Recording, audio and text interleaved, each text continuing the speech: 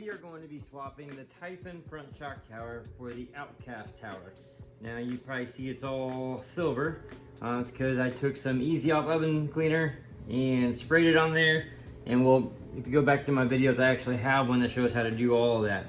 But what we're going to be doing today is we are going to be taking the front shock tower off and replacing with this one, because we're going to end up fitting a different body on here. So I need to use these two mounting holes right here. I don't know if you guys can see those two right there.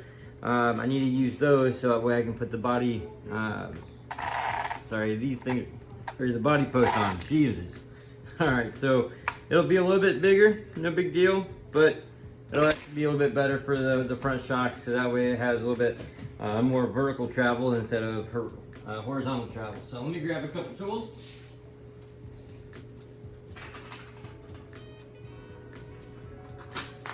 All right, so to do this, you need to have a small little T-tool, a 2.0 millimeter, and a 2.5 millimeter.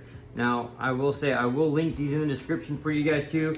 I absolutely love these things, and they were less than $15 on Amazon Prime. So guys, you get a 1.5, a 2.0, a 2.5, and a 3.0 for all the other applications. So first thing we're gonna do is we're gonna go ahead and take the top part of our shocks off.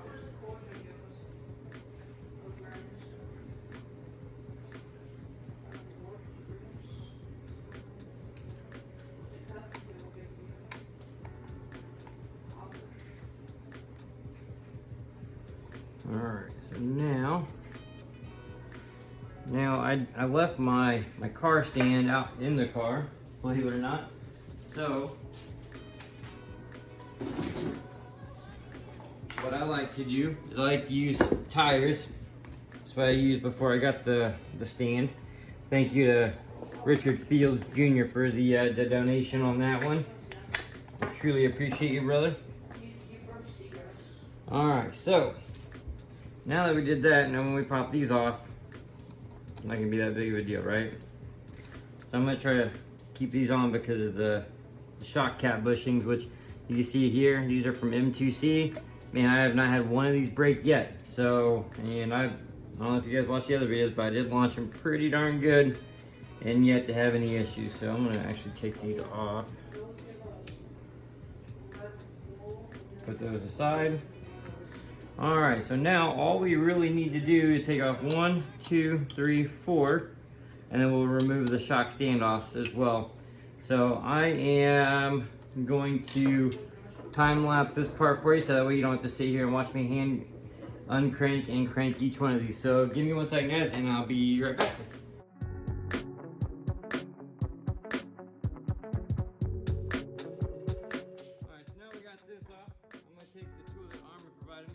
A really helpful tool, by the way.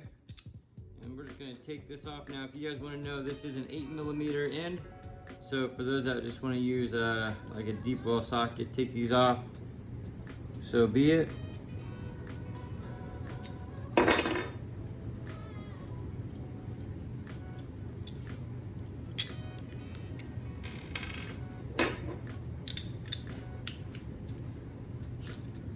These usually come off pretty quickly here, unless if these things are bent. A lot of times these screws getting bent, and my plan is, if I end up keeping the Typhon, is to get the M2C shock standoffs that actually fill in this gap right here, so that way whenever you are putting it in, it doesn't have any flexibility. So it's very highly unlikely that it will bend or break under just normal duress, but obviously anything is breakable. Nothing is unbreakable, right?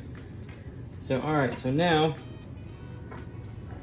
the shock standoffs, we're gonna put them right here on the third hole, right here, because I believe that's gonna be pretty close. Right now, I could probably go up a little bit and adjust my droop screws, make it more up and down. And let's go ahead and do that. Give me more up and down travel. I'm not really looking for handling. I'm not gonna be racing this thing. Or nothing like that, so for me it's not that big of a deal.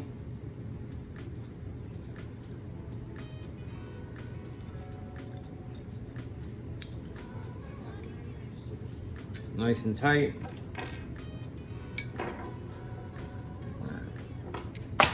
Oop. That's the only thing I don't like about my my hex screwdrivers there. I don't know why, but they just tend to roll wherever the heck they want. I wish they had a little bit of rigidity to them. That way it would stay put, but that's all right. Nice and tight. That way they're not going anywhere, and I feel like that's gonna be a lot more sturdy. So now that we pop this back into place. All right, now these things fell, which they do have washers right here, these little plastic washers. So you do have to be careful of that when you're putting that back on. Along with making sure that your dog bone stays in there, right?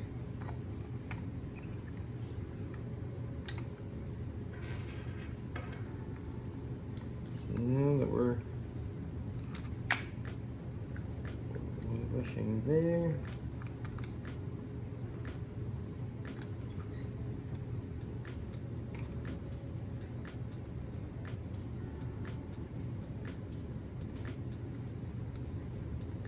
This one here.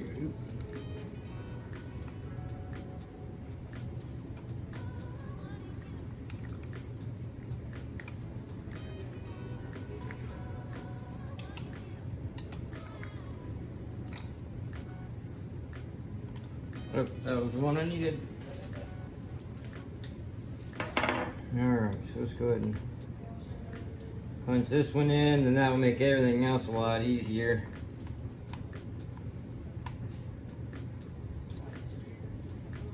Alright, let's go ahead and pop these bad boys in too.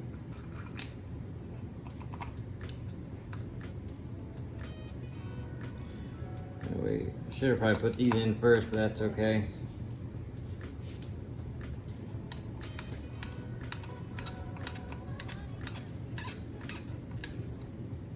Nice and snug.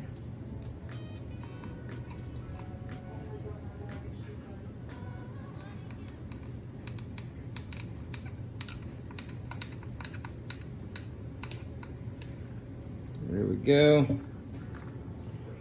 Now I found one of the washers, and there's the other one right there inside of here. All right. Go ahead and get this part started. Right there. Alright.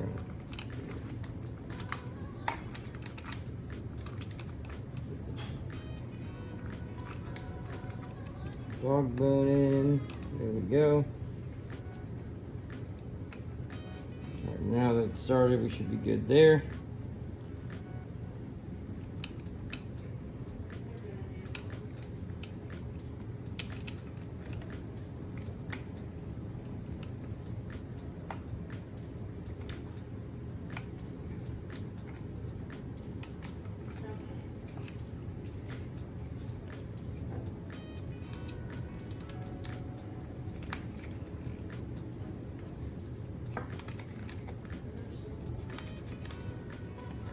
There we go. Oh, there we go. Now it popped into place.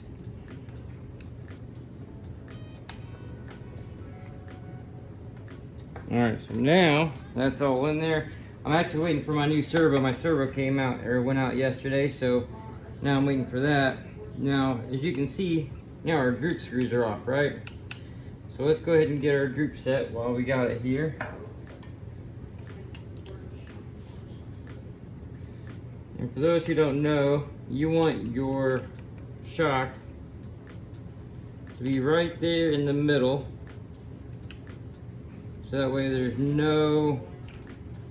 very, very little, you want it right in the center. So that way when we pop this on, it goes right on there, no problem at all.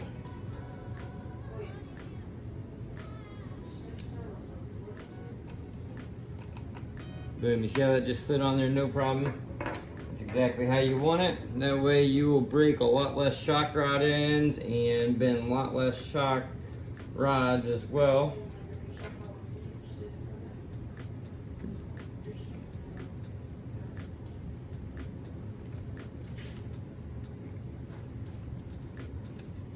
Alright, so yeah, setting the droop is actually very, very important. Like I said, it will determine whether or not you are breaking shock towers or shock rod ends and shock rods. And I do have the Nero HD shock rod ends on there. I will say it makes a world of difference. I have yet to break one after that. So again, you pop this up there. You want it right there in the center. That looks right there centered, which is great. Let's go ahead and pop that back off.